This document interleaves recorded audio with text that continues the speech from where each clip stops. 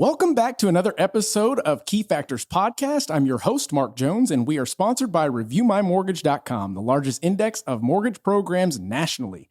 And in today's episode, we're going to be talking about real estate investing. We're going to be talking about leveraging, and we're going to be talking with somebody that quit their 9-to-5 to go and do so. My first guest, Calvin Chin. How you doing? Dude, I'm doing well, man. Thanks for having me. Absolutely. And then I've also got Heidi Zapata, locally here, Realtor. Heidi. Howdy, how are y'all? Doing fantastic. I should have said howdy. Now I feel out of place. Yeah. So essentially, I was introduced to Calvin by Heidi. He, at the time, was living in California and was becoming an investor. I believe at that time, you already had a couple of properties under your belt. And you were using, not necessarily the BRRRR method, but you were pulling money out to go and leverage it again. And I was looking at it going, man, this guy is on the right track. Not saying he's following in my footsteps, but this is something that my wife and I used years ago to kind of get where we are. And now we've leveraged into other things. But I wanted, and for a little while now, to get you on this show so that you can tell your story, maybe give some nuggets and some advice for people out there that are potentially stuck in their 9-to-5 and wondering, how the heck do I get out of this? Where do I go? What's that like? Because people see on HGTV and everywhere else, this looks so easy, but nobody actually starts that. So that being said, Calvin, if you could tell us a little bit about yourself, and then let's go into the background of you. Yeah. So, I mean, you did a great job hyping me up, so I appreciate that. But I think I took the path that a lot of people do take. I was taught when I was a kid that I had to study really hard. Mm-hmm. Get good grades, go to a good school, and then get a good job, and then climb that corporate ladder until I was bald, had gray hair, 2.5 kids, and a golden retriever, right? Yeah. And so that was always my metric of I thought what was successful. Okay. Right? So started following that. I got decent grades. I didn't get amazing grades, but got decent enough grades to go to school, right? And after school, got a good job in tech. I was living in California, so that was a prestigious job, and was making good money. But I think for the most part, what everyone kind of gets into eventually is like, man, like I can't live my life like this for the rest of my life. Like, is my legacy going to be that I worked at this tech job for the rest of my life? And that scared the crap out of me. So, I think after that, looked at how can we buy our time and our energy back? Right. So looked at stocks, looked at cryptocurrency, looked at real estate, and real estate was the one that actually stood out to me because I actually understood it. And that was a question that I had for you. Why did you pick real estate, having not had a real estate background, not being a realtor, not being in insurance, anything like that? Yeah. Now, I believe you were in sales, which is how you were able to get the means to start doing things like this. And I think that's important for people to understand is you've got to focus on the one thing first that gets you the funds to propel yourself into the ability to start shaking and moving and taking risks. Yep. I love that you said that too. I want to add on to that because a lot of people think, oh yeah, I'm going to quit my job. I'm going to be an investor. Well, no, you still need to have some kind of leverage. You need to have capital, time, or experience to be able to do something. So I looked at my job at the time saying like, wow, like I could just use this. And sales is a great way to make a lot of money real fast, right? Absolutely. You can use that and throw freaking rocket fuel on the fire, right? And let me correct that. Sales is a great way to make good money if you work your ass off. That's true. I mean, bottom line, there is no secrets there. You work your tail off, use different tricks and things of that nature, but you still can't do it without the hard work. Correct. It's the ultimate trade your time for money kind of role. But you do see results if you actually go and do it too. 100%. At the same time, everything in the world is sales, right? In real estate, in life, in your relationship. Don't tell my wife this. It's true. It's all sales, right? It is true. You kind of need all that. So I always knew like going into it, like, all right, I'm not going to be in sales forever. Right. But I do want to use this, right, to get the skills necessary and make a couple bucks on the way. And then I can start, propelling that into some real estate that can eventually buy my time back. And that was the path. But I think the very most important thing is actually just going out and actually doing it too. Right. I think that's what a lot of people are like, oh, conceptually, this sounds amazing. Right. But you got to freaking go do it. Well, I mean, you have so many folks that end up going to these get rich quick seminars or leverage this and do this. And they get pumped up. They get those endorphins or whatever, that the serotonin, whatever that gets pumped into them to make them feel good to keep going back to those things.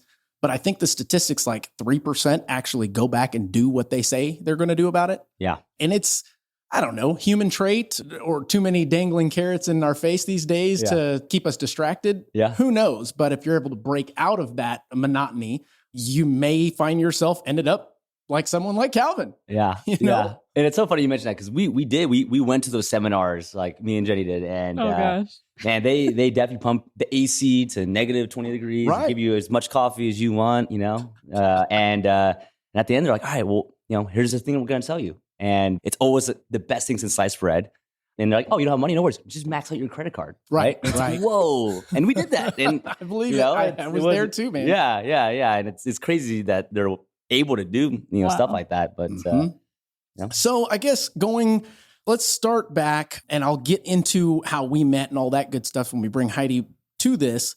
But when you were obviously still working for ADP doing the sales thing, that's when you began your journey, because at the same time, you still have to show income. You still have to show all of these things in order to acquire the loans and things of that nature to start with a couple of properties, right? Mm-hmm. What was that like for you? Yeah, so actually, back to more, I actually worked at Oracle before ADP. Okay. And so I was making not much money there. It was my first job out of college. And then, we started investing in real estate and I was like, I'm kind of maxing out my DTI. Yeah. I can't really get more loans. So I need to go find a job that can pay more, right? Mm-hmm. So that was when I leave on ADP and was able to put more fire in the fuel, right? Now, did you already have the vision of doing something like this back then?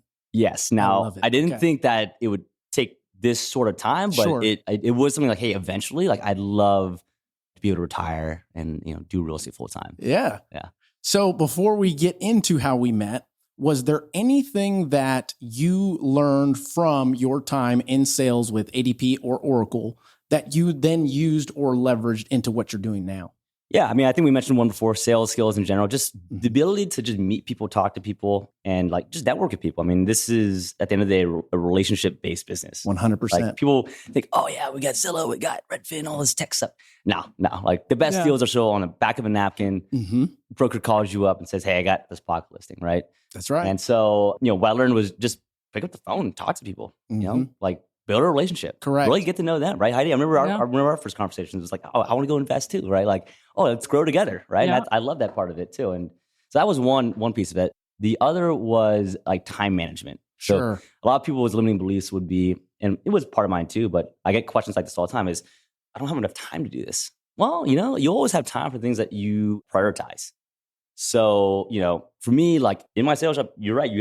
If you put a lot of time and hard work in, you make a lot of money. Right. And so I was working like 60, 65 hour weeks on the phone at 11:30 at night, but I was still able to do real estate in between. You find the pocket. So, and I think it has a lot to do with priorities. I mean, if this is my main priority and the one thing that gets me to that priority, I'm going to bust my ass doing that so that I have time, because I'm going to make the time to do what I sought out to do. Yeah. 100%. So people do business with who they know, like, and trust. The transition of how I met you, which is Heidi, let's get into that. How the heck did you guys meet? You're in California. You're here in San Antonio. What was that like? I actually received Calvin as a referral from his now wife, Jenny. We, at the time I was on a real estate team that the team leader of my group was a Bold coach. So he was traveling to all these different cities and doing classes. I think Jenny was in the Bold class. Yes. And so he got Jenny's contact information and then she sent me Calvin. I think this was in 2016, right? Yeah, something like that. Okay. And this was back when, man, the market was super hot, but it was a little bit more spoiled than it is now, right? 100%. What was it, back in like 2017, 2018, something like that? No. 2016 is when it was hot back then. Like, think about it now. It's crazy. It's nuts. We should have bought way more back then. And that we are going to talk about today's current market. Yeah. It'd be nice to chat about some of his wins too, about the market back then when we met. But that's how I met him. He was a referral from his now wife. She's a Keller Williams agent. So we met in person for the first time out at a family reunion. Okay. And I remember I was sitting next to her in a class and I thought that I was really, really knowledgeable in the real estate game. And then she showed me her spreadsheet. And I was like, what is that? And she's like, I think at the time, 25 years old, 24. Something like that, yeah. And I just remember like the light switch went off in my brain and I was like, I love these people. I want to know a little bit more. That's awesome. And it was a lot of work finding them deals that met the 1% rule. I remember that you guys were very big on the 1% rule back then. Tell us about the 1% rule. So the 1% rule is that the rental rate needs to be 1% of the sales price or greater, which in this market, good luck finding that Yeah. anymore. Now you're at like the 0.06%. Yeah. But so we were always looking for rentals, long-term rentals that had the 1% rule. And that's kind of how it started, because that was the beginning of your journey, I believe. Yeah. It was. Yeah. Okay. So from there, what you guys purchased your first one here through her? What was the situation like? Yeah. I mean, I think to Heidi's point too, I mean, rock stars know rock stars, right? So just like how I met Heidi, how we met you, why we're even in this conversation right now. Amen. It's because, you talk to people, you get to know people a lot better, and they hook you up with their favorite people too, right? That's very true. And so, I mean, what was the question again? I think the first one was Woodwalk. Woodwalk. For 127. Yeah. I said, how much would a woodchuck chuck if a woodchuck chuck? That was the funniest thing about Texas too. It's like all of the names of streets. I was like Woodwalk, like Smokehouse, like wow, like Barbecue Street, Like, Absolutely. So let me ask, did you start your journey living in California? Did you start purchasing properties in California, or did you seek outside because of the market and the way that it was there? Yeah. So we bought our first place in California. Okay. So Jenny and I, we're very competitive. We actually always kind of debate who got their first deal in California, and both of us were trying to house hack. Okay. Right? That was always kind of our initial thing, because hey, California is really expensive. Your mortgage is really expensive. You can limit that damage, right? Your expenses go down, and if you can keep on making more income, then you have more profit to invest in real estate. So first investment was a house hack in San Francisco. Okay. And then my first investment property, I would say, was actually in Dallas, Texas. Okay. Very good. So I want to take it back to the house hack to give the listeners what the hell house hack means. Yeah. I can give you several, but let me hear one from you. Yeah, so house hack basically just means, you buy a place, maybe it has multiple rooms, maybe it's a duplex or fourplex, right? And you rent out all the other places, right? So let's say your mortgage is $5,000 a month. You rent out the other places for, you have 3 other bedrooms, you rent it out for $1,000, $1,000, $1,000, $1,000. That means they're paying $4,000 of your $5,000 mortgage, right? And so you're limiting your expense. And that's what, at the time for me, I was living in San Francisco, renting with 5 other guys, total fraternity house. It was real messy, real nasty. And I was paying, I think, like $1,500, $1,600 a month, right? Out of the whole, yeah. Yeah, bought a place, condo, really expensive. So 1 bedroom and a den. It wasn't even 2 bedroom. It was a 1 bedroom and a den, which literally had a carpet or a curtain room. Drape. Yeah, a drape as a room. My mortgage was like $2,000 with HOA, and I was renting out the den for $1,200. Wow. So then I went from $1,500 to $800 of my expense, but I was also getting the equity pay down. I was getting the depreciation. I was getting the appreciation as well, so that you can leverage that for later on the road. And I love that, because I've been talking about this a lot recently. And reason being is our market, I'm not going to say it's fully dry, but to the consumers out there that are first-time home buyers, they're not finding properties in their price range. They're gone. Yeah. So something that you can do to combat that is utilizing house hacks. Guys, if you qualified, let's say for 200, but there's nothing in your price range, let's bump that up to 300 or 400 and utilize the rent schedule for the properties, maybe duplex, quadruplex. As long as you're living in one of the units and your intent is to do so, you just made yourself an investor as a first-time buyer. Yeah. You know, and that stuff is powerful. I mean, I talk about it a lot on Millennial Market Talk, and hopefully that message is getting out there, because if you don't start to get creative, if you don't start to get out of your comfort zone in this market, you're going to be left renting for a while. Yeah. Probably from Calvin. You're right, dude. The wealth gap is getting bigger and bigger. Absolutely. If you're in the middle, you're getting squeezed down, and the people who have had assets are getting, they're crushing because inflation and all hard assets are just going up like crazy. That is very true. Yeah. If I may touch real quick, I think my little niche in real estate has been because of Calvin. From the beginning, I've grown so much as a real estate agent. Right. And my clients right now, I've got clients that are looking for single family as, their first or second home purchase.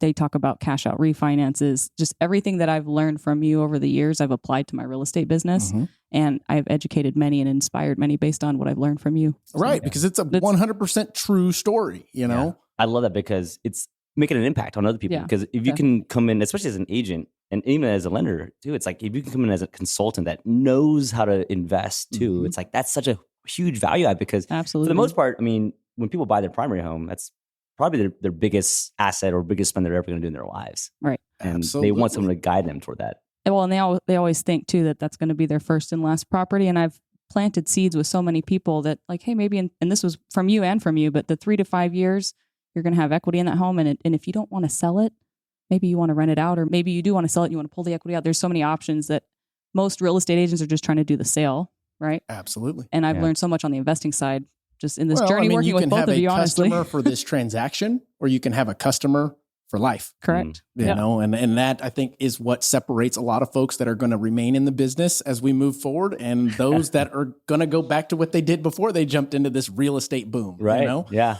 So before we get into what you're doing now, I want to talk about how you acquired these properties.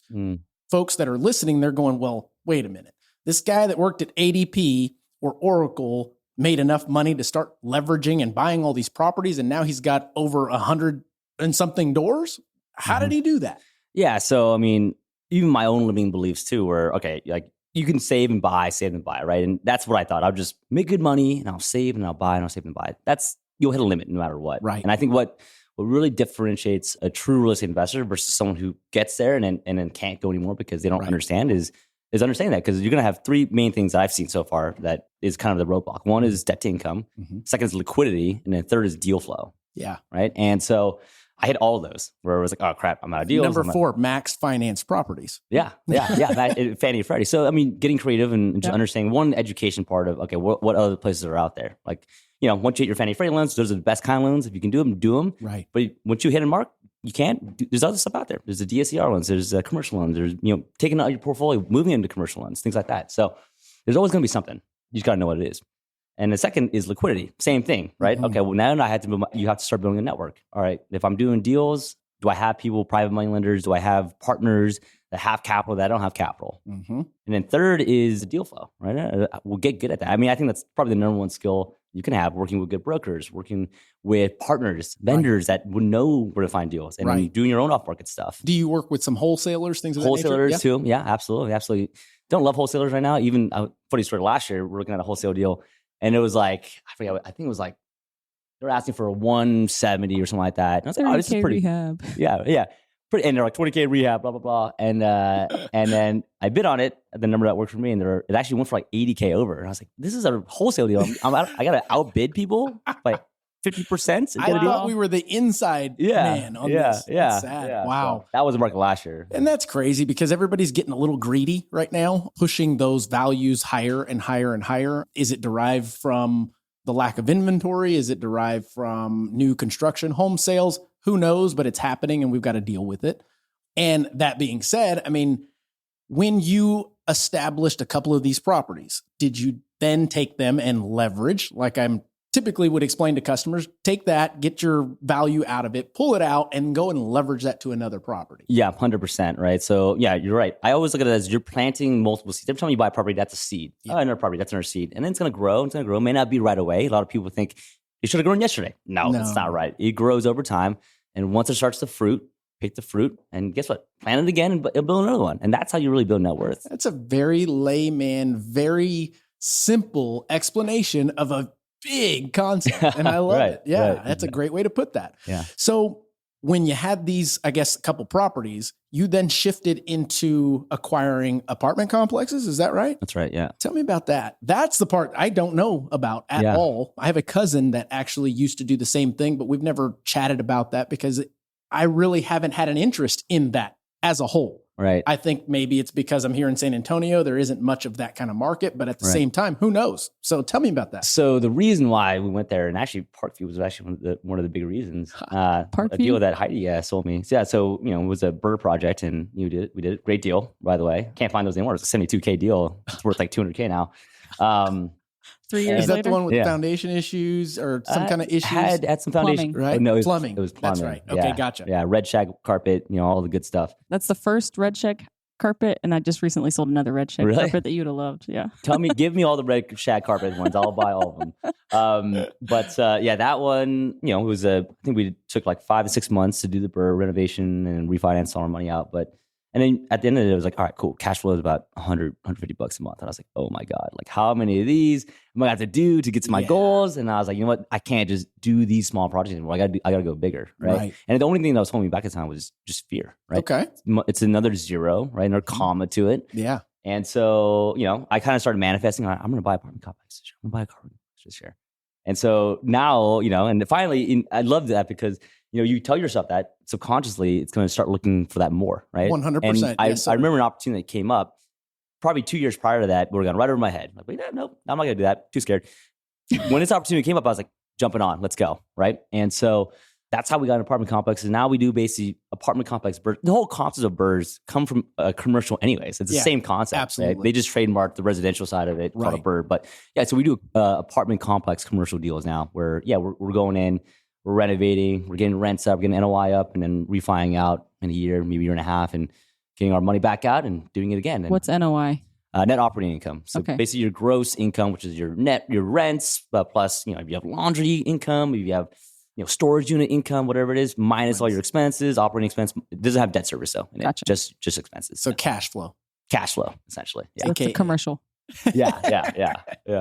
You had mentioned something that I'm not privy to, DSCR. Yeah. So debt service coverage ratio loans. Okay. Right. So I don't know if this is new or not, but is it we consider it non-QM or loans that we don't sell on the secondary market, but at the same time, I only do residential. So the commercial side of things, I'm not going to say it's totally a unicorn for me, but 100%, that's how it would. Well, are the DSCR for commercial only? No, it's for residential too. Also? I would imagine so. Cash flow type situation. Exactly. Yeah. So they look at, most lenders will say we need a 1.25 DSCR loan. And, what that would mean is you do the loan, but it'd be recourse, one. So not recourse. And then you look at your bank statements. That's all they look at. They don't even look at your income. So when people get stuck and when people say, I can't make enough money, I don't make tech money, blah, blah, blah. Right. That's a lie. Just go find a good deal. And the bank will actually underwrite it too and say, you know what, this actually meets the 1.25, or some banks will go down to 1, whatever it is. And they'll do the deal after that. So, and I think if there is a deal to be had, no matter what your situation, there are investors out there that may give you a shot. Yeah. It just depends on what the ask is and what they're getting in return for that to make sense for you. That's why it's recourse. Absolutely. Right. And that's also why they charge pretty high percentage. It's not like as much as a hard money loan, but if rates were at 4, it's probably at a 5. Oh, that's not bad at all. Still It's not at all. No. I remember back in the day, we were getting like 5.5% on fourplexes. And I was like, I'll take that. See, and we're doing our flips with the hard money lender. We've gotten them down to about 7% on the interest rate just because we use them over and over. Yeah. And that, to me, that's no problem. Yeah. I'd rather use their money than my money so that we can then leverage our money and purchase more properties. Correct. You know? 100%. So, being creative like that. 100%. And so you can use the DSCR on flips as well, or is this buy and hold? You could if the bank will finance it. Mean, if it's a, And are they offered by a bank or more so private investors? I'm pretty sure they're more private investors. Okay, gotcha. That makes sense. That makes sense. So it's non-QM or your portfolio type loans. Yeah, Wells Fargo is not going to do that kind of loan. No. Wells Fargo doesn't need to do those kind of loans. Bottom line. Exactly. But it sounds like that is a great outlet for getting the things done that you're doing now because you've already done it. Yeah, potentially if you need to. I do more commercial loans now, or DSCR or debt service coverage ratio is a big part of commercial loans too. Yeah. But they're just commercial loans, right? Like they'll still look at 1.25, credit unions, things like that. But but for a residential person that is looking to, do deals and they're like, I have a house, let's say in the Bay Area where, it's a $2 million house and I don't have any more, DTI left. Well, DSCR loan could help you, get a property if you find the right property. Right. And I think it does have a lot to do with the right property because they look at the value of the property, potential cash flow that you could make on it. They'll probably look at the experience that you have. They'll look at the bank statement to make sure that you do have actual cash flow coming in and you're not blowing your wad every time it does come in. But that seems like a fantastic outlet for someone like that, and I can't say for those of you that are just getting started, you definitely need to utilize your Fannie Freddie type outlets, then your non-QMs, and then you go into the DSCRs where you're looking at bigger projects, bigger risk, bigger reward. Bigger risk, bigger reward. But yeah, you're right. Fannie Freddie all day if you can. You max it out and then go to that. And even that, maybe you get a portfolio loan, take all those out of your personal name into a commercial loan and then do more Fannie Freddie. Right. That's also a good strategy too. It just really depends on your end goal and how fast you want to get there. Absolutely. So what is your end goal? You said that. What's your end goal? This is not the end of the podcast, but what's your end goal? For us, we've kind of taken this journey where I know in the very beginning of our investing journey, we were very much like, all right, achievement focused, right? It was like, how much cash flow can we get? How many doors can we get? How much money can we make? I remember in 2019 was like a big year where, a lot of people, when they get invested, they're like, all right, if I have 10K a month of passive income coming in, I'll be happy, right? And I was definitely that person. I was like, oh, yeah, 10K would be great. I'll retire. I said the same thing when I hit $100,000 in income. I got it made. I got it made. Yeah. And then what happened? You hit it. I wanted more. Yeah. It's not enough. You wanted more. I wanted so much more. Exactly. And that's what happened was the same thing is you get it and you're like, now what? Mm-hmm. Right. And I thought it'd be like sunshines and butterflies and things like that. And it wasn't. It was just the same old day, right? You're still watching Netflix on the couch doing nothing. Yeah. And what I found out was like, we really have a purpose, right? Like I guess second mountain in life is all about legacy and all about impact and stuff. And I was like, you know what? Like, it's always been about us, me. Like, what can we do to help, other people, like make an impact on this world, right? And to that point, we're like, wow, like this real estate thing's been pretty good to us. What if we can teach other people how to do the same thing, right? And then they can go teach someone else, and they can go teach someone else, right? And then there's a compound effect of impact. Just like Heidi mentioned earlier, hey, things that she learned from both of us, right? She was able to communicate that to her clients, and then they got taught that, and they're probably going to tell their kids or whatever. Absolutely. And so yeah, I mean that's kind of our main like end goal now. It's more purpose driven of like, all right, well, how many lives can we impact by teaching them how to leverage real estate as a vehicle and money as a vehicle to get their time and energy back? Right. So if I were to quantify more metrics, if we can help 1,000 families create passive income so that they can go create passive impact in their communities, in their lives, right, then that's kind of my end goal. I love that. I love that. I think it's and I think at a certain level, obviously depending on what you're doing, but when you come from very little humble background, you get to this point and you want to find some way to give it back to them. Yeah. It doesn't necessarily mean stroking a check and giving it to a charity. It can mean putting your feet on the ground and showing people, hey, this is the path that I left. You guys can follow it, ask questions along the way, but I'm going to take a service charge if that's okay with you. Yeah. Boom. Yeah. And there's nothing wrong with that. Right. Especially if your intentions are 100% pure and good. Right. Value for value. Right. And, one of our students a couple of years ago came up to us, grown man, in tears, right, with his now wife. He's like, you guys, Calvin, Jenny, you're changing my life, right? And that like hit you right here, right in the corner zone, right? Like totally different. Yeah, more than any kind of check that you ever get. That is very true.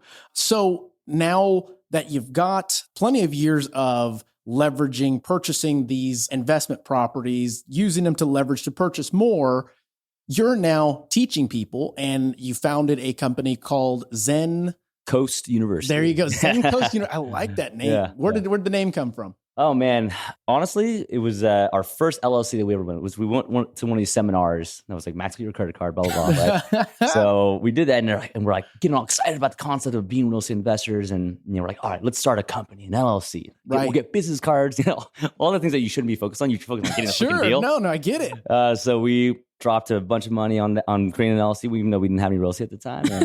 And we were like, what is a cool name? Like, what represents us? Like, all right, we're Asian. Like, Zen's pretty cool. Yeah. We live on the coast. Zen coast. All right. Boom. That's awesome. Yeah. That's so awesome. We created our first LLC from that. Jenny now runs her team, the Keller Williams Zen Coast Homes. Zen Coast University is our education arm. And then Zen Coast Capital is our real estate. Very good portfolio. Yeah. We have our real estate portfolio LLC, and it's Co Jones Ventures. Yeah. And we're in San Antonio. So in Spanish, Co Jones Ventures is really Cojones Ventures. I was like, what is that? That's a nugget for you guys out there listening. Not too many people know that. Wordplay. That's right. Actually, I have a funny story about that too. So I mentioned Jenny and I are very competitive, and no way, right? So we were both in sales back in the day. She was in real estate sales, I was in tech sales, and we always had the standing bet of like, all right, who can make more money this year, right? And the winner would have to, or the loser would have to buy the winner an investment property. Okay. Ooh. Right. So win-win. Yeah. It's California community property. What's that? Yeah, right. Exactly. Right. That's what we want in Texas. That's awesome. It's still community property. Yeah, exactly. So so I created an LLC that was. Who won? Jenny won the first year, I won the second, and she won the third. And now we kind of debate of how you actually calculate it, because now I do all the property. So, it's now we're married. It's a team thing. Yeah, there you go. We're changing it to more collaborative versus competitive. I like that. But we called it Bay Properties. And That's then cute. BAE though. And so but a lot of people, you're spelling Bay wrong. I'm like, no. No, you don't get it. It's exactly what it is. That's right. That's awesome. That is a pretty cool concept. And it keeps everything fun. Yeah, it truly does. Because what we do, I will be honest with everybody out there, it's stressful. It's stressful. You're dealing with a lot of money, a lot of decisions, a lot of people's lives, a lot of risk. Well, and in his case, buying from across state Oh man, I was his eyes and ears, and you got to be trustworthy. I mean, I'm honored to have been trusted by you, but I've also done my best to represent you from afar. Yeah. But also from Zen Coast, I think one of my most favorite clients recently was Jay and I love them. Jay Carolino and Charity. Yeah. And they flew out to meet me first and took me out for wine at the Pearl and looked at houses in person. And they were just the coolest people. It was their first investment property. And so what you've built at Zen Coast, they're not the only students that he sent to me, but all of his students are so motivated and they are growing together as a community. So I already know that what you're doing out there is. Yeah. And I'm going to show you this real quick because they texted this to me a couple of days ago. Maybe yesterday, actually. It was them and another student of ours Yep. But it shows like the impact. It's a picture of their family at the pool with another student's family at the pool, their cousins actually. The network that they're building. Yeah, and they're just saying the conversations are just different, right? And so those of you out there listening, I'm holding in my hand a picture of a family that's having a great time around this pool, and it says, "We got a family visit. Even our conversations are different. Thanks to what Zen Coast taught. Thank you." And that is super impactful, like you said. I mean, it's confirmation that what you're doing is helping others. And it's also affirmation that you're going to keep doing what you're doing. Right. And the coolest thing about that text was what I saw there was their kids were all around there. Yeah. Right. So they're getting exposed to this. Can you imagine that? Like you were getting exposed to this at like 5 years old, 10 years. I mean, I was not thinking about any of that stuff, you're right? correct. Yeah. Yeah. And you're like, wow, you're starting to think in different ways. But keep in mind, my kids are, your kids are my 100%. 11-year-old knows a lot of your stuff. Absolutely. Yeah. Yeah. And how those cool, things how stick. cool is that, It's right? super cool. Because they're going to be in high school. They can choose to go to college. I told my wife all the time, like, my kid wants to go to college. They can if they want to have fun. But like, I don't need them to. I love that concept. Same conversation. And if you want to, and my kids, when you play this back, you can pay for it yourself just like I did. Exactly. Whether you finish or not, I don't care. It's on your dime. Yeah. Hey, it's very fun though. You should definitely go. Yeah. No, that concept of college. Do you have a college degree? I do. Okay, very good. And was it in sales? It was in business, which is basically sales. There's no major for, but business generally is just sales. Okay. Yeah. And I like the concept and philosophy that you have behind that, even though you did go to college. I went to college 5 years, never graduated, but took every bit of what I learned, but mostly probably the relationships that I formed, the circles that I ran with. I'm still running with those same circles to this day. Yeah. And we're growing our spheres of influence. We are looking for like-minded individuals that can take those risks with us. And if we're jumping into another risk, hey, have you guys ever been here before? And we can kind of rap about that. Yeah. You know? Or do you know someone who has, right? 100%. The more people you know, the more people they know. Right? You don't have to do everything yourself. Yeah, that's very true. Yeah. So with the Zen Coast, what are you guys doing there? Is it seminars? Is it coaching? What is that? I mean, on a very high level, it's coaching on real estate investing. But really, if I were to break it down more, it's about creating like a transformation of your identity into a real estate investor. Because I know when I was still in my W-2, my identity, and not everyone's identity is their occupation. Mine was, right? Right. Unfortunately. And so I was so wrapped around like, oh, I'm a tech guy. Like, that's who I am. I'm so proud of that, blah, blah, blah. That's why people are proud of me. And my self-worth was so wrapped around there. And so like what we're trying to do is break that down into like the transformation of like, no, I'm someone who's financially free. I'm someone that is a great father. I'm someone who can spend time with their family. That's a new identity. I love right? that. And so at the core, yeah, sure, we're going to teach you how to actually invest in real estate. But everyone does. You can go on YouTube. You can find all that stuff. Correct. But really what we're trying to do is create human beings that work together, right, to be able to be better people in general. Because what you use real estate for, that's something entirely different. Like people can go and be bad people with money, but if you can teach people to be abundant leaders at the very core, at the very beginning, right, then you're creating leaders in their communities that are inspiring people, that are making an impact on other people. And I think that to me is something special. I agree 100%. I mean, it's definitely not Scientology. Sorry. You're watching. I'm from California, man. You're watching. I'm right there with you. So that's a great transition or segue into the current market. You're still in California, right? Yeah, still You're traveling the country. You're doing what you're doing. What's the market like over there? In California? Yeah. Yeah, so in the city itself, it's definitely slowed down. Okay. There's a huge urban clutter to get out of there. So San Francisco core, just the condo market's really slowed down. I had a condo, I tried to sell it to like 6 months, which is crazy. But real estate in general is hot still. Yeah. Like all the surrounding areas, even homes in San Francisco proper are really expensive still. Right. And I always say, like, people are always like, what market do I go to? Yeah, you can look at some metrics for sure. Look at overall health, right?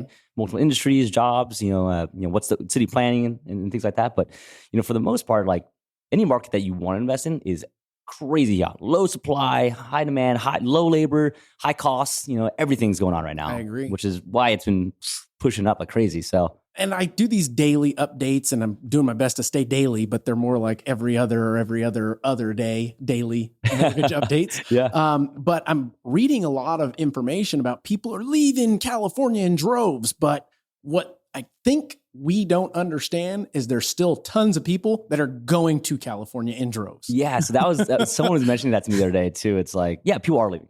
For sure. 100%. A lot of people in Austin, a lot of people in Colorado, Utah, all that stuff. But there's a crap ton of people coming here. I can't tell you how many people are moving to California that I'm like, oh, yeah, great. Because at the end of the day, you wake up still in 72 degrees every day. You're like, wow.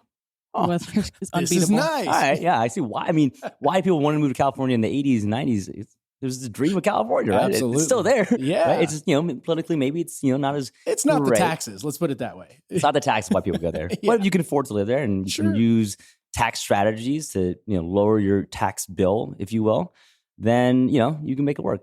Right? Live the lifestyle you want to live by design. Absolutely. I like that, by design. Yeah. I wanted to add, while you guys were talking about California and different places, actually one of your students, Ray, reached out to me this morning. He had taken a pause and then told me that he bought in Utah. He bought 2 new builds in Utah. And I know that you've got properties out in Kansas and Alabama, and I don't even know where else yet. But where do you decide what state? Because I know that this is a hot nationwide problem with our market. Like, how are you choosing the locations for your students and for yourself? That's a good question. Yeah, really good question. So a couple of things, right? So one thing is people get hung up a lot on just the market analysis, right? So again, like I'd say, hey, do the high level overview of like, all right, is there good, healthy metrics, population growth, like multiple jobs, all that stuff. But then like nowadays I've kind of shifted more toward, all right, what's my competitive advantage in that area? Do I have the right team to take down a deal there, right? That's really more important to me than anything. I don't have a team in Montana, right? So even if a good deal comes to me, I'm like, I don't know if I can take that down because I don't know if I have the team out there. Right. But, places that are brand new to me, we just took a deal down in Chattanooga, an apartment complex out there. And I felt confident to do it because I had the team to be able to take that down. Right. Right. So to me, I just asked yourself the question, what's my competitive advantage in that area? As long as it really hits the high level metrics, the data points that say, all right, this is going to be a healthy economy. Why I love San Antonio actually was, when I came here was, I thought there was going to be a recession like 5 years ago when I met you. And I was like, all right, I don't want this to stop me from getting into real estate, but I want to protect myself from the downside. Like Warren Buffett says, hey, protect yourself from the downside, right? And so I found that the median home prices during 0809 in San Antonio was negative 0.02%. So it barely moved, right? It just stayed flat. All right, that sounds like a pretty safe market. Stable. Yeah, pretty stable market. And I was like, After the crisis. Exactly. And I was like, all right, I could dig that. So like things like that, those kind of metrics, if you look at that, checks the box. All right, second box, what's my competitive advantage? Do I have the team out there? Can I build the team out there and take a deal down like what I'm trying to do? And when you say team, I wrote that down here. Yeah. What are you talking about? What kind of team goes into what you're doing? Yeah, 100%. So for example, we have a deal in Alabama, right? It's down to the studs, fire damage, all that stuff. Do I live in Alabama? No. Do I know how to change a light bulb? Barely, right? So that team could be, hey, we have a partner in the deal who's awesome at construction, right? And so he's a partner that is taking care of construction. So you know your strengths. And, in the beginning, when you're an investor, you basically do everything, right? I remember in Kansas City, I was self-managing, getting my butt kicked. Oh my God, it sucked. But you kind of have to go through the ringer, right? And you're doing everything. Is your construction manager traveling to the jobs, or you've got him in those states? He's traveling in the job. So he lives in the Midwest South area. So he's kind of driving around to all the job sites. And then he has people underneath him that he manages, blah, blah, blah. So yeah, it's, like a team, a company. And I want to emphasize the fact that as an investor, when you first start out, you are the team. Yeah. And I think that's super important and crucial to the progression of you as an investor and how you grow. Because if you're not able to have experienced those things on your own, it's tough for you to get the advice to go and do that. Great. Yes, you can, but you'll never really understand the underlying reason as to why they're doing that, or how tough it was, or how much you should pay somebody for that, et cetera, et cetera. You definitely get more compassion about it. You're like, well, I understand it because I was getting my butt kicked about it too. So I understand why it's, that's the way you do it, right? But also, what to look for and what you don't like. Right. As well. I think that's a huge part. I agree 100% with that. I mean, there's just so many times when people will say, I've got a team, but they haven't done a deal yet. And it's like, okay, so your team, number one, do you trust them? Yeah. Number two, do they know what they're doing? Number three, do you know what it costs to do whatever it is that you're doing, having them do? Right. You know? I always say, like, you are the CEO of your portfolio, right? So you have to manage your people, right? And that means, like, all right, one, being clear about the end goal, right? And also being clear about, like, what are we looking for? What are the KPIs? And what is a good deal? What's not a good deal? And also, don't waste my time. What's a KPI? Key performance indicator. So like, you know, the 1% rule, that was a KPI back in the day that helped you to say, all right, this is a deal for Calvin and Jenny or not. Right. If someone asks me for the 1% rule today, I'm going to hang up. I'll call you back. Or opportunity. It could be, who knows, another Calvin. You never know. No, I'm just You can joking. make the 1%. Be like, hey, you know, it's not 1% when you buy it, but after you do renovations, blah, blah, blah. 3 to 5 years from now, maybe. Yeah. Maybe so. Who knows? Rents are going up. Yeah. Not fast enough, though. No. It's true. I mean, back to the San Antonio thing. I mean, San Antonio and surrounding areas minus, with the exception of Austin, this is where everybody goes when the recessions hit. This is where everybody goes when inflation. Right now, we're at like an 8%, knocking on 9, 10, 11% inflation. Yeah. This is where people come. And if you have the means and access, why not get into this market so that you can potentially not only help somebody, but also profit from it? Yeah. I see nothing wrong with that. That's called good capitalism. Right. And I forgot who said, it might be Confucius. I don't know, one of these old philosophers. He says, hey, the best time to buy real estate was 30 years ago. Yeah. The second best time is right now. Right? Because if you look at it as a long-term deal, like, you're always going to be happy about it. No one's mad about buying real estate 10 years ago, right? Especially when it's a high inflation market. It's true. Yeah. It's true. I'm not mad about buying 2 years ago. Right now. Well, I mean, you look at, I have this conversation so often is I want to wait until they come down. Rates come down, values come down. Newsflash, Texas, they've never gone backwards. So where you are today is the lowest it's going to be in the future. Yeah. I think you actually gave me the lowest rate possible on my refinance in November, and I'm so happy because it's doubled since then. It actually has. It's doubled since November. Yeah. And I love what you said there too. It's like people try to time the market. Like, oh, I'm sorry, I didn't know you were a freaking genius where you have a crystal ball. Yeah, like, you know something I don't. Yeah, I don't have a crystal ball. That's right. I've heard a lot that people want to wait for prices to go down, and I said, good luck. Because right now I feel like in our market, pretty soon there isn't going to be under 300,000 anymore. I'll agree. I think that's changing, and I also don't think that prices are going to go backwards. I've never seen that because of the supply issue. With rates going up and prices going up, people are going to want to stay put. And well, I'm not seeing the fact that rates are going up affecting people wanting to buy. They're still pushing past. Rates are still it has good. a lot to do with the inventory or lack of inventory. I was watching a YouTube video the other day, and they're talking about investors are taking over the market. And they said it's a bad thing because they come in and they purchase it and then they raise the price on it. Yes, they do, because they have to make a profit, or else they would not, the buyer in the end would not have this home to be able to purchase. Right. Why? Because most buyers can't go and renovate a home day one. Right. You know, so those things do cost money. Yeah. And it's, I always change the mindset of like, it's not like you're taking advantage of someone. Like you're giving someone money for what the deal was worth. Correct. Right. And then you're making our neighborhood better. You're making a better place for a family to live. Like sometimes we're in areas where, you know, we're making properties there where it's like, this is a safer, nicer area for now a new family to come in and live at. Take a look at Denver Heights. Yeah, Denver Heights is crazy. Very true. Yeah. But also just in this market too, when they want to wait for rates to go down or they want to wait for the prices to chill out, I just tell them, I wouldn't give up right now. I would do everything you can to continue to achieve your goal of investing or homeownership right now, because we don't know if it's going to chill out or go down. It could get worse for a significant amount of time in the future. You might just, you have to encourage people so much right now. So your job is as a coach, you could get stuck, and as a lender and as a realtor. Forever. And I think as us in our position, a lot of folks see the encouragement or the, I'm just going to say education of it, because that's what we're doing, as a sales tactic. At the end of the day, how else do you want it? You serve it up on a platter. I think that's true to an extent, but a lot of the people that I've worked with in the beginning that maybe had that perception have learned that I really do have their best interest at heart. Right. And when I tell them, like, don't quit. I've had a client this year, it's just like, do not quit. Keep going, because she lost 3 houses in a row going 25,000 above in the 240 range. Mm-hmm. And I said, one of them's going to stick. You just got to keep trying. She's like, well, I don't want to overpay. I'm like, you're going to gain that equity back in 6 months. Right. Like, just don't quit. Don't quit and just hold, and you never lose. Right. You can hold and don't over leverage yourself, which is why, why people think and why I still think that there's not going to be a housing bubble is because like you and your team, you guys put me through the ringer, right? During underwriting. It's like, they didn't do it back in the day. It's like, oh, send me new docs. There's some new docs. Hey, we need this. We need this. It's like, all right, like it sucks, but it's good in the long run because what it does, it protects, from what happened in 08, 09 when people were giving bad loans out to people who had no money. When people were, your Uber driver's like, yeah, I just bought an apartment complex. You're like, oh, wow. Oh, yeah. Exactly. Now, we weren't in the market at that time. Matter of fact, I was a banker at Chase, and seeing these things, it was like, wow, how can people do that? Then I jumped into this side, and I've got all the old dogs telling me how that happened and it took place. But I look at the way that we've loaned money out for the last 10 years, and you're correct. You hit it on the head. It's mega regulated. There is a reason why we are still at a lowest rate of foreclosures ever. I mean, the rate of foreclosures, the rate of loans in default went up during the pandemic. And that was typically, it is a bummer. I know that. But at the same time, you're finding that most folks did take care of the forbearance. They did utilize the tools that were given to them and are now caught up and back to work and everything else. Yep. It's just looking at the statistics going, oh, wow, I thought there was going to be a crash.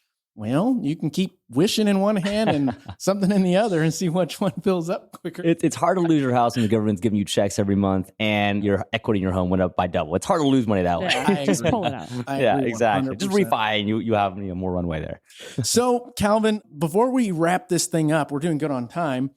Is there anything that you can give in way of advice? Something, I call them potholes or landmines that I've stepped on, you may have stepped on, and we don't want others to step on the same thing because, we've only got 2 feet and we want to keep on rolling. Yeah.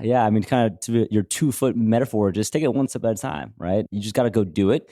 And a lot of people focus a lot on the outcome. I got to hit 30K passive income, right? Oh my God, that's so much, right? Yeah. But if you think like that, it's going to scare you away. I'm like, it's too much. It's too big. I can't do that. But just think about, all right, what do I have to do right now? All right, I got to call Heidi up. That's the only thing I got to do this week. Right. That seems something that I can do. And I keep on doing that every week. And eventually I'm going to wake up one day and say, oh, I'm at that goal. Yeah. Right. So one thing at a time. Also, don't hire contractors that get deported. Oh, yeah. Hey, that was your recommendation. Wow. I know. That was no, I'm kidding. Well, I gave you a couple recommendations. You went with the cheapest. Yeah. He was Why good. wouldn't he? Come on now. He was, now that was also a lesson to learn there is you don't go with the cheapest always. But he was also the most responsive, the most everything. Like he was on top of it until he wasn't. Until he was deported. He might have finished if he wasn't deported, right? Maybe. I can't say that for a fact, but learning lesson for sure. Don't worry, I'll cut all of this out, guys. Just kidding. I'm kidding. Oh man. Learning lesson for me too, because I had never used that contractor that I referred. But learning lesson there too is we had the right contracts in place where we didn't lose that much money by him getting deported. We just lost time, which sucks. That's true. Yeah. Right. Now it was cool because I controlled the draws, I controlled the supplies. So it was under my name. So I had that all Home Depot lined up. So when he left, it sucked because I didn't have a contract there, and it took him like 2 weeks to email me from Mexico to say, "Hey, I was deported." Yeah. So I lost. Email while you're, I guess, deported. I'm sure he had some kind of laptop or something. I have no idea. He got to me somehow. He actually did message me the other day. He's like, "I'll make it up to you." I'm like, "Don't worry about it." All right, we'll see about that, but whatever. So before I wrap it up, Calvin, do you have any situations in which you could potentially give the folks out there that was a nightmare, something that went wrong that they can learn from? Does that make situation sense? Right there. Touche. Was that the worst one that you've had? That was probably one of the worst. Okay, I have one that's probably even worse. So when we were just starting out, Jenny and I, and full vulnerability, we read the books, we listened to the podcasts, maybe know the concept of it, but I still felt not confident at all in doing it. And so what we did was we actually found a local flipper in San Francisco, and we're like, we'll be your private money lender. Okay. And that way we'll be real estate investors. Oh no. Gotcha. Right? And so me and Jenny had about 100K saved up from our tech jobs and stuff. So we're like, all right, here's 100K. Didn't sign any contracts, blah, blah, blah. Ooh. It was honor system trust. And we thought, we went to dinner with her. We like this person, good person. We thought, and, went to go get our money. And she was like, oh, actually I moved that money into a development project in Reno. And that was like 6-7 years ago. Haven't seen the money since, haven't seen her since. So, wow. Yeah. So moral of the story there is one, do your due diligence, get everything in writing, get everything in paperwork, right? Lawyers are expensive, but they're also very important as well. And trust, but verify, Absolutely. We were just too trusting, and we were taken advantage of. Yeah. And to add to that, I mean, if things seem too easy, chances are there's probably something wrong there. Yeah. It should be difficult. It should be hard to get to the point that, Calvin, you're at. Yeah. Don't pay up front. Yeah, there should be hurdles that you're going to have to overcome, situations to where you've never been in before. And that's why you create a network of people that you can rely and trust on. Yep. Yep. So that being said, is there anything else you want to add before we wrap this up? I think the only thing to add on that story too is, I guess the second part of the lesson there is, how you take things too is so important, right? Mm-hmm. Perspective, right? So that one person could take that same situation where one person could say, I'm going to lay down and die. Like, I'm not going to do this anymore. I'm out. Right. Versus what we did was say, that sucks, but how can we grow from that? That's very right? true. Why is it happening to me versus why is it happening for me? Right. If you take that latter approach, then then you can grow from that and never make the same mistake again. And, look back at that situation, and we wouldn't be where we are right now if it wasn't for that. So I'm thankful. I'm grateful for that situation. Did it suck at the time? Right. Hell yeah, it did. But, sitting here 7 years later, where we're at, I have no regrets in life. I'm so happy that happened. And I wish her the best of luck in her life. That's awesome. Right? And I relate that same concept back to a college education, right? You can get a college education for, I don't know, hundreds of thousands of dollars and then go and apply that. Or you want to flip a house, go flip a house and learn.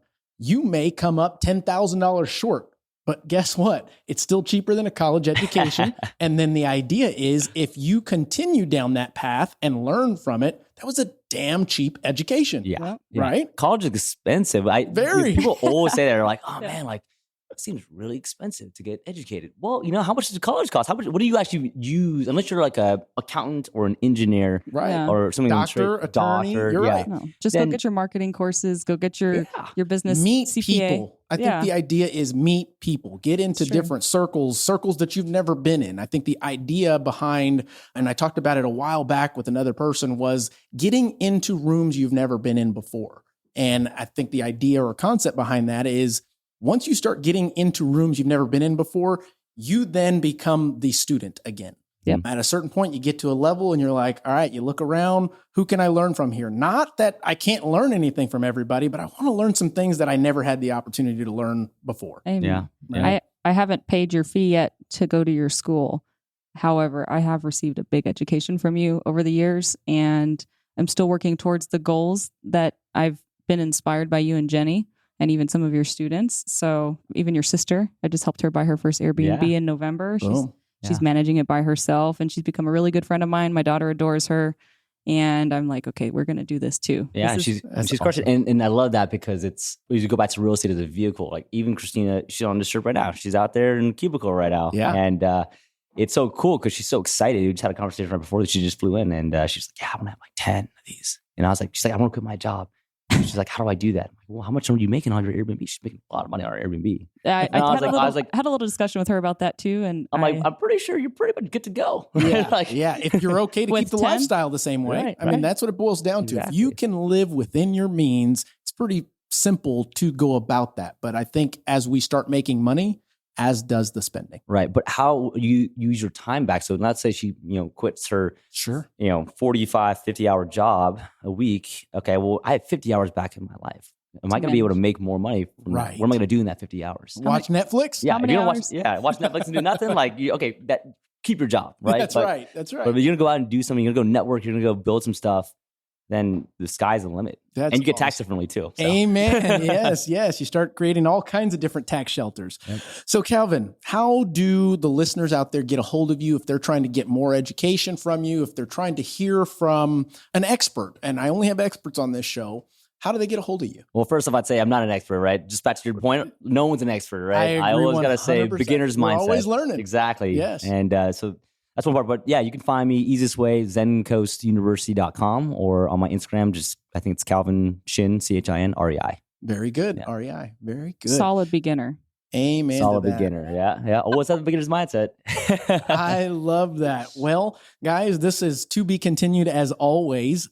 If you're getting something out of this, if you grabbed a nugget that you can potentially take to the bank and cash, please share this with a friend. You never know who needs to hear something like this, and you never know if you're the person that could change their life today. That being said, I'm Mark Jones, your host, and we will catch you on the next one.